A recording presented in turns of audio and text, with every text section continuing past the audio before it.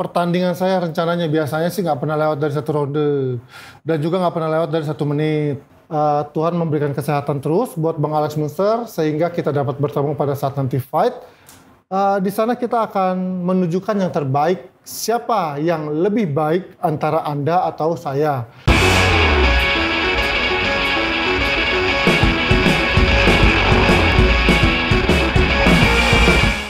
Siap komandan-komandan, kembali lagi di Bengi Show, ngobrol bareng selebriti. Kali ini saya kedatangan tamu seorang fighter One Pride MMA. Langsung aja kita cek bintang tamunya. Waong lagi. Udah berapa kali kita? Berapa kali kita? 3 kali ya? 3 kali ya. Tapi belum tanda tangan di Ferrari gue kan? Belum. Waong, yang gue undang kali ini kan lu persiapan lu nih ya. Kan mau bertanding ini. Ya. Udah berapa lama nggak tandingnya? Udah 2 tahun. 2 tahun? 2 tahun baru tanding sekarang lagi nih? Ya. Oke, di tanggal 20 nanti akan tanding musuh bebuyutan lu nih. Karena dia selalu, bukan pansos ya, tapi selalu ngarahnya ke Kwahong gitu. Antara pansos nggak pansos gue nggak tahu. Yaitu Bang Alex Munster. Nah, terus persiapannya sejauh mana ngelawan beliau ini? Sejauh ini persiapan biasa aja. Jadi nggak ada persiapan khusus karena biasa aja juga sih. Biasa, berarti lu yakin menang dong kalau biasa? Bukan yakin menang. Cuman lebih mempercayakan diri kepada Tuhan aja. Udah apapun yang terjadi kita berserah aja gitu. Oh gitu ya. Jadi keyakinan itu nomor 1 ya, kita pasrahkan kepada Tuhan. Usaha kan sudah dilakukan. Oke. Tapi tergantung semuanya sama Tuhan juga. Nah, terus persiapan lu kan kemarin gue lihat ada foto tuh. Lu tampil di latihan gym juga ya? Ya. Dengan siapa tuh, Go? Dengan Ricky Daud. Ricky Daud. Itu siapa Ricky Daud lu? Ricky Daud itu pelatih untuk bagian kebugaran saya. Untuk sehat badan sama fisik-fisik saya, dia yang bentuk semua. Oh. Oke, terus itu ada fotonya nih. Bisa ditampilkan nggak fotonya? Itu adalah foto before dan after ini, Go. Selama 3 bulan nih kok. Ini nggak tahu. Aku pengen tahu. Ini 3 bulan atau gimana nih? Ini sebelumnya kayak cibi-cibi, terus langsung six pack. Ini berapa lama latihan gini? Ini 89 nih. Ini 89. Yang ini udah di sekitar kayaknya berapa ya? 80-an ya. Jadi turun 9 kilo. Ya. Terus latihannya tuh rutin. Latihan rutin. Buat nurunin berat badan. Rutin hari apa, terus seminggu berapa kali, terus berapa lama? Hampir setiap hari. Hampir setiap hari. Ya, hampir setiap hari. Kemudian dia punya latihannya biasa bisa 2 jam. Terus pola makan juga dijaga? Pola makan khusus saya enggak. Enggak. Pola makan enggak. Kan Cuma saya latihan aja nih? Iya, latihan aja. Jadi tetap makan malam, maksudnya kalau Makan misalkan biasa. tengah malam tetap. Tetap. Yang makan penting biasa. latihan nih Yang kok. penting latihannya, iya. Jadi ini 3 bulan nih ya. Tapi ini memang rutinitas yang lu lakuin ya, bukan karena lawan Alex Munster juga kan? Bukan, jadi karena selama ini kan udah nggak ada pertandingan selama 2 tahun. Jadi daripada badan gue jelek, mendingan gue latihan aja nih pas menjelang pertandingan. Jadi ngebentuk badan lagi. Karena sebagai fighter kan bukan berarti lu tampil selain lu ngejual teknik, lu juga ngejual fisik. Jangan sampai tampil di depan TV itu badan lu ngelember-gelember gitu kan, jelek juga untuk dilihat. Atau pertandingannya kan nggak bagus gitu. Paling nggak seorang fighter itu harus memiliki satu badan yang profesional, bagus untuk dilihat. Bukan masalah ototnya, tetapi yang penting bagus untuk dilihat gitu. Jadi pertandingannya juga menarik gitu ya? Menarik, ya. Dari awal lihat bodinya udah keren, jadi Iya. minimal menarik gitu ya? Iya. Nah, kalau misalkan nanti kan tanggal 20 nih kok. Ya. Itu rencananya ada berapa ronde sih? Widih. Pertandingan saya rencananya biasanya sih nggak pernah lewat dari 1 ronde. Dan juga nggak pernah lewat dari 1 menit, biasanya. Biasanya. Tapi kan kita nggak tahu apa yang akan terjadi nanti ke depannya. Bisa jadi saya juga yang kalah 1 menit, kan nggak tahu juga. Cuman kalau kita sudah berlatih dengan serius, biasanya hasil juga akan maksimal. Masalahnya gue punya prinsip, kok. Lu pukul gua 1, gua pukul 3 kali. Lu tendang gua 1, gua pukul 3 kali. Gitu. Itu ya. Jadi yang waktu pertama kali yang musuh-musuh udah berapa kali tanding Wang ya? Awal pertama kali saya lihat itu Saya keseluruhan ya. ya, pertama kali kan nggak sampai 1 ronde, nggak sampai 1 ronde semua ya? Awal-awal masih di 2 ronde. 2 ronde. Awal-awal 2 ronde. Setelah kesini-sini sekitar 1 menit, di bawah 1 menit deh. Itu perasaan gimana sih kalau mukul 1 menit tuh? Enak gitu ya? Kagak enak justru. Kita mau bangunin lagi supaya tanding lagi. Oh gitu. Masa dibayar segitu doang cepet. Nggak enak ya? Iya. Kan kagak enak sama yang ngebayar. Iya. Apalagi sponsor nanti. Iya, terus Bentar doang sponsornya kan gak enak. ya, terus aku mau tanya lagi tuh. Ada persiapan khusus nggak melawan Alex Munster nih? Kagak. Biasanya saya latihannya nggak terlalu gimana ya? Latihannya biasa aja gitu. Yang penting optimis, udah tuh serius aja gitu. Latihan biasa. Ya seperti fighter-fighter lain pada umumnya sih. Terus dengar-dengar kan kemarin banyak info katanya gaji di gaji bukan gaji ya. Honor. Honornya kecil ya tuh. Menurut lu gimana sih tanggapan lu, Gung? Besar dan kecilnya satu pendapatan ataupun honor itu menurut saya kan relatif. Bagi orang yang di daerah mungkin uang 5 juta tuh udah cukup. Tapi untuk orang yang ada di kota mungkin 5 juta itu kurang. Nah tergantung bersyukur atau tidak bersyukur. Pada saat orang yang bersyukur pasti merasa uang segitu pun tetap cukup. Gimana caranya dia berhemat ya kan. Nah kalau untuk saya khusus pribadi mau berapapun uang tetap saya bersyukur gitu. Mau uang dikasih 1 juta ya saya syukur. Dapat 20 juta ya syukur. Lebih lagi ya lebih syukur. Ya kan? Nah, kalau orang yang bersyukur otomatis lebih diberkati Tuhan kan gitu. Amin. Jadi menurut Kak Hong ini semua kuncinya dari rasa syukur ya? Rasa syukur. Dikalahin ya syukur. Iya sih. Tapi rambut kembali zaman itu lagi. Jadi itu salah satu Itu wajib. Ini nanti pulang dari sini gue syukur lagi. itu wajib ya memang persiapan. Terus mulai kapan karantina? Terus biasa di karantina tuh ngapain aja? Apakah sama karantina dengan ketemu ketemu enggak? Terus apa sih biasanya Jadi karantina tuh? Karantina itu biasanya di hari Kamis. Kamis, Jumat, Sabtu fight. Kamis karantina, kemudian hari Jumat technical meeting, hari Sabtunya timbang badan dan malamnya fight. Nah untuk sekarang ini yang unik, hari Kamis itu kita mesti ada namanya tes swab. Jadi semua yang mau fight sama wasit sama kru-kru TV One semuanya itu di swab. Kemudian untuk fighter ada sidak. Jadi nggak boleh keluar dari kamar.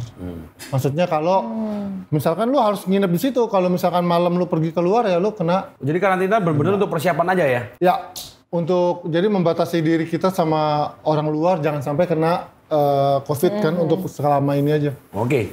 Jadi pertandingannya boleh jelasin nggak? Itu live atau enggak? Terus jam berapa mulai? Nah, terus jadi, pertandingannya siapa aja? Oke. Pertandingan di TV One itu sebenarnya dimulai adalah 2:30. 2:30 siang ya, sore ya. Itu sampai jam 12 malam. Nah, cuman yang live adalah jam 10 sampai jam 12 malam. Jadi ini live ya gue ya? Live. Oke, Jam lanjut 10 lagi nih. sampai dengan jam 12 di Jangan TV lupa ya, One. kemarin nonton nih pertandingan Kahong nih. Ya moga-moga cepet aja gue. Gimana kalau nggak cepet Iya. gue? Kalau cepet kasihan nanti yang bikin Indominya. Oh. Atau yang bikin kopi. Nanti pas lagi meleng sedikit ya nggak bisa nonton. Oke, terus orang itu kan lihat dengan kekalahan lu Tio Ginting kan tangan nih. Ya. Nanti kan kita bisa lihat ya, coba nanti di reaction dikit yang apa dikatakan oleh Alex Munster. Tapi tangan gimana persiap? Apakah udah balik atau gimana gue? Tangan sih udah balik 100%. Untuk mukul orangnya lumayan lah.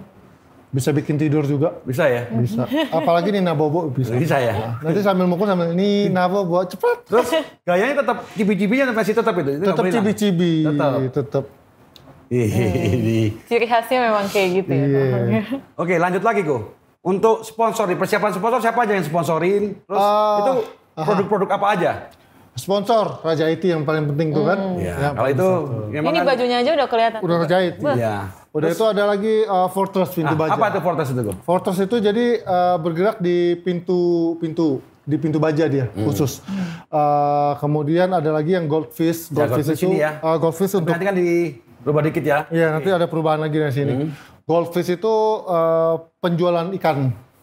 Ikan mas koki. Ikan gitu. Mas Koki. Ya. Terus yang kiri, Yang kiri ini udah Institut Jiu Indonesia sama Bantar Angin. ya mungkin bisa diucapkan ke sponsor ini kok. Siapa tahu nanti sponsor bisa lihat juga nih kok. Iya. Untuk para sponsor terutama Raja IT dan Fortress serta Goldfish, thank you banget untuk mendukung saya. Saya akan memberikan yang terbaik agar tidak mengecewakan para sponsor yang telah mendukung saya. Nanti- akan gue berikan yang terbaik. Ya, jadi tentunya. nanti yang komen saya mau kasih kaosnya kok. Jadi mungkin bikin mungkin 5 orang ya. Ya. Yang komen terbaik nanti kau bisa pilih. kita akan kirimkan kaos. Jadi yang komen di bawah sini yang terbaik akan dapat kaos 5 orang pemenang. Tadi kita ngomong-ngomong lagi masalah atlet, masalah bayaran. Atlet MMA atau boxing itu pemerintah menurut tuh udah maksimal belum sih untuk perhatian terhadap atlet-atlet gini? Yang saya tahu ya, setelah ada zamannya Presiden Pak Jokowi itu kan kita lihat sendiri bahwa kalau nggak salah di Asian Games itu juara 1 dapat 1 M. Kemudian setelah dia menang dia menjadi pegawai negeri sipil. Untuk saat ini mungkin sedang berusaha diproses atau disaranakan lah untuk kesejahteraan hidupnya lebih baik. Cuman dulunya kita lihat memang kurang gitu loh. Cuman kita nggak tahu, kita hanya berdoa semoga tidak hanya berhenti di zamannya Pak Presiden Jokowi, tetapi terus berlanjut sehingga kesejahteraan daripada para atlet itu bisa tersalurkan, bisa dinikmati lah begitu Pak. Karena atlet itu untuk terutama atlet yang berjuang membawa nama negara itu sama juga seperti para pejuang-pejuang yang mengorbankan nyawanya juga gitu. Oke, kita lanjut. Gimana kita setel dulu video dari Alex Munster. Terakhir, ada pesan nggak buat Ahok? Pesan buat Ko Ahok, siap-siap aja. Karena saya akan datang sebagai Grim Reaper, seperti yang saya bilang. Saya akan datang sebagai Grim Reaper yang akan mencabut impian dan harapan. Saya akan buat Anda pensiun total dan fokus jadi tukang urut. Nah, karena apa? Terus saya dengar kan tangannya sudah sembuh total. Nah, artinya jangan ada alasan lagi, cacat dan segala macam. Fighter profesional, kalau kalah ya kalah. Kalau menang ya menang. Kalau kalah terus banyak alasan, saya rasa kayaknya fighter amatir juga. Oke, tadi udah lihat tuh Kohong. Ya. Gimana tuh Kohong? Katanya apa? Tukang urut katanya. Tapi aku ada satu pertanyaan nih kok. Kenapa kok Ahok nggak mau ngelihat ke sana? Apakah memang nggak sengaja atau memang menghindari untuk melihat lawan dulu?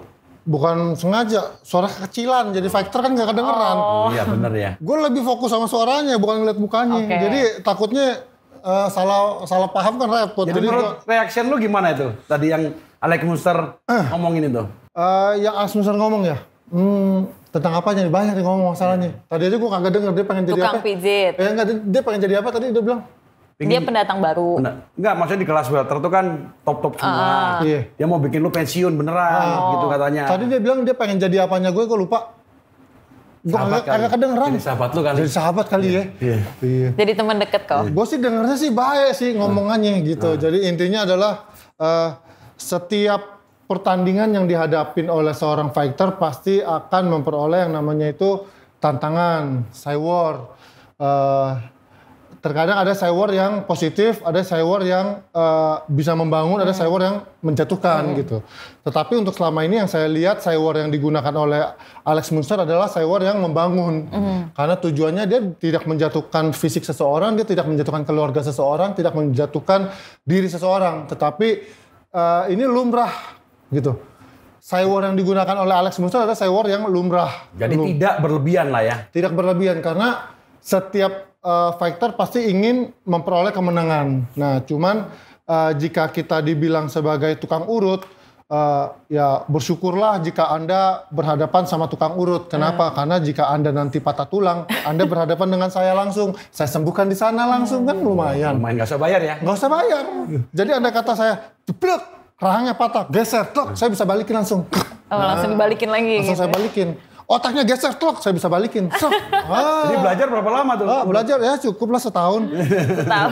Iya, Jadi gitu. Jadi itu kelebihannya ya. ya, kelebihan bertanding sama tukang urut intinya adalah jika Anda mengalami sesuatu permasalahan bisa langsung saya selesaikan. Misalkan tangannya patah, klok, saya bisa balikin lagi, plok tek. Menyembuhkan berarti itu ya. Menyembuhkan. Jadi Menyembuhkan. bersyukurlah Anda jika Anda berhadapan dengan saya. Jika Anda berhadapan sama tukang jagal, hati-hati. Nah, itu bahaya. Heeh. Lebih repot itu. Lebih repot lagi. ditinggal pergi nanti. Kalau saya kan masih mending, kalau lu jatuh jelek, kenapa lu? Gue bantuin yuk, gue benerin. Masih menyembuhkan. Kalau Masih tukang sembuh. jagal kan udah jagal tinggal pergi. Tinggal jalan, tinggal pergi. Iya Repot. sih. Dijual sekilo berapa ya? Nah, tadi kan dia juga bilang tuh katanya tangan lu alasan sebagai alasan terus. Cedera. Tanggapan lu gimana tuh, Go? Bukan masalah alasan atau tidak alasan, gue nggak pernah alasan gitu. Yang kasih tahu kan para netizen, para fans gue, kok Ahong gila itu tangannya, kalau enggak sih udah gini. Saya nggak pernah bilang, kalau tangan gue sembuh nih, lu pasti gini. Enggak. Jadi orang-orang yang melihat bahwa gila Theo aja pakai tangan kiri aja bisa habis, apalagi pakai tangan kanan kan gitu. Bukan pernah saya ngomong loh. Saya tidak berbicara bahwa tangan kanan saya bisa, jika tangan kanan saya sembuh, Theo itu bisa kalah atau saya bisa menang. Enggak. Tetapi para penonton yang melihat, gila ya, tangan kiri aja dahsyat, itu masuk rumah sakit. Kalau tangan kanan, rumah duka. Repotnya kan begitu. Kan yang ngomong bukan gue. Iya sih. Yang ngomong netizen itu. Netizen. Bisa.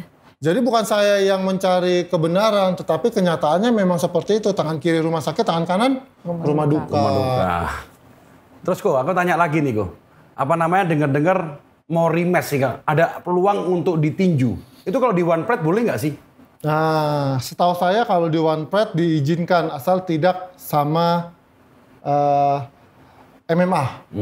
One Pride kan MMA ajangnya, mixed martial art. Sedangkan kalau lu di boxing lu boleh. Jadi kalau gue ditantang di boxing, masuk, ayo. Tergantung bayarannya.